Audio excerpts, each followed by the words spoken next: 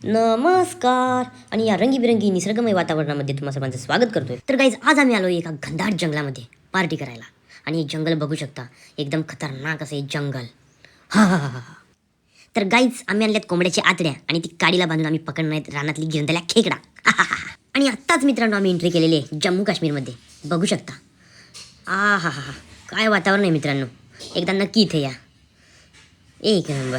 आणि डॉगिश वगैरे एकदम मूडमध्ये सणांना पिरिरी टिरिरी करताना पप्पा आणि काकांनी काढायला लावले भुशाला गुंतलेले मासे आणि मी बघतो इथून जंगलातील विविध प्रकारचे ससे. माझ्या आत्याने आणले शिप्पे आणि खुबे आणि मी चिकनचे आणले होते घरून तलून डुब्बे. गाईज त्यानंतर आम्ही पकडली रानातली गिरंदल्या खेकडा, ही बघा. आणि नंतर आमची आता गँग बोलायला लागली का आपण आणायला पाहिजे होता एक मोठा बकरा. त्यानंतर चुलीमध्ये आम्ही आपटले 2 दगड आणि इकडे केला माशांचा आगडबगड. त्यानंतर लगेचच काकांनी बनवली माशांची भाजी आणि मला खाण्यासाठी मी भुजले खेकड्यांचे 2 शिंगडे. तसेच मित्रांनो तुम्हाला हा आमचा लोकेशन कसा वाटला मला कमेंटमध्ये नक्की नक्की नक्की सांगा. आणि ही व्हिडिओची क्लिप बघून तुम्ही काय फील घ्याल ते सुद्धा मला कमेंटमध्ये नक्की सांगा. गाईज त्यानंतर आम्ही लगेचच बनवायला लावला खेकड्यांचा पातकोला. याला आम्ही पोंड किंवा पोंडी किंवा पातकोला असं सांगतो. तुम्ही मित्रांनो काय म्हणता याला ते मला कमेंटमध्ये नक्की सांगा. लगेचच पप्पांनी त्यावर टाकला तेल आणि लगेचच त्याची पप्पांनी बनवली भेल. गाई चूल पेटवून आम्ही त्यामध्ये तापत ठेवल्या होत्या मोठ्या 2 दगडी. आणि ही आमची पोंडी बघून तोंडाची वल्ली ना एकदम बोबडी आणि खेकड्यांच्या पातोळ्यावर 2 दगडी दाबून लगेच विषय पानांसकट दाबला गेला.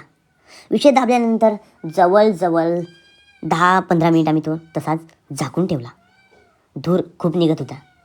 अहो कुठून, खोटं खोटं बोलायचं नाही, कॉफी करायची नाही. आपला पोंड एकदम व्यवस्थित व्हावा म्हणून त्यावर पुन्हा एक दगड दाबण्यात आला. आणि तोपर्यंत आपले मासे रश्श्यामधून पोहून निघालेलेच होते. कसं आलं ना मग पाणी तुमच्या तोंडाला. पण मी काय म्हणतो, एवढा जर रस्सा आपण पेला तर आग होईल ना आपल्या ढुंगणाला. आणि लगेचच इकडे खेकड्यांच्या पोंडाचं या आपल्या पातोळीचं फडफडवण्याचं काम चालूच होतं. धूर सणांना पिरिरी टिरिरी करत निघत होता. अहो कुठून, पानातून. इकडे लगेचच मातोश्रीचं ताटं वाढण्याचं काम चालूच होतं. मी कोणाचाही विचार न करता लगेच माझ्या पोटापाण्याचा विचार करू लागलो. आणि जास्त विचार न करता या मोकळ्या वातावरणामध्ये लगेच मी पोट भरून जेवू लागलो. इंस्टाग्रामला व्हिडिओचं लिमिट 3च मिनिट असल्यामुळे मी तुमच्यापर्यंत भाजी पोहोचवू शकलो नाही, तरी माफी असावी. परंतु आपल्या व्हिडिओला लाईक कमेंट शेअर नक्की असावा. धन्यवाद. तसेच मित्रांनो ही आमची पूर्ण फॅमिली आणि हा माझ्या मागे उभा आहे तो माझ्या आत्याचा मुलगा, इंस्टावर खूप फेमस आहे, त्याला पण सपोर्ट करा. धन्यवाद.